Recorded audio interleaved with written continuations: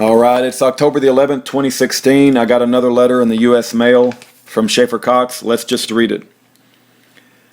Hello, world. The one thing that seems to be missing from everyone's understanding of my case is the context of the conversations that FBI informant J.R. Olson recorded. So let me explain it real quick. For years, the investigation had tried unsuccessfully to get me to agree to go on a shooting spree in Fairbanks. They wanted me to do something horrible that would discredit the Liberty Movement and give the cops a chance to look like heroes for stopping me, rather than corrupt criminals they actually are. But the fact of the matter is that our grassroots organizing to expose corruption was working great, and we had no reason at all to change it. The cops knew this, so they set out to give us a reason. Here's how. One arm of the investigation was making threats and taking aggressive action outside of policy to threaten my children. They were hunting my young family down, trying to scare and provoke us with their underhanded efforts to snatch our 1.5-year-old son. They were stalking us around town. They were going to Fort Wainwright and bragging about how they were going to kick in our door over a bogus child neglect complaint that they made up, just so they could get a chance to shoot me, and as they put it, fix the Schaeffer Cox problem. I was made painfully aware of all of these threatening actions as they were unfolding in the summer of 2010. The good and honest military police gave us affidavits, which we still have. While my family and I were having our lives threatened by these openly corrupt cops, the other arm of the investigation sent in J.R. Olson to continually remind me of the threat to the lives of me and my family. Day after day, he constantly hounded on it. What are you going to do if they come and start kicking in doors and killing us and taking the children? I mean, these are our children we're talking about here. What would you do as a father if you had to keep your kids safe from these corrupt tyrants?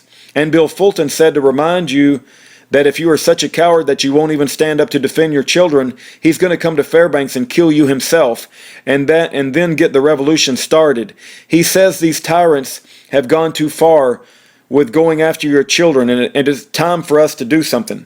Don't forget that the guy asking these questions works for those corrupt tyrants and is wearing a wire for them. Bill Fulton is also an FBI provocateur, and I didn't know any of this at the time. This is the context of those recordings. Put yourself in that situation. Ask yourself what you might say in that situation in what you thought was the privacy of your own home.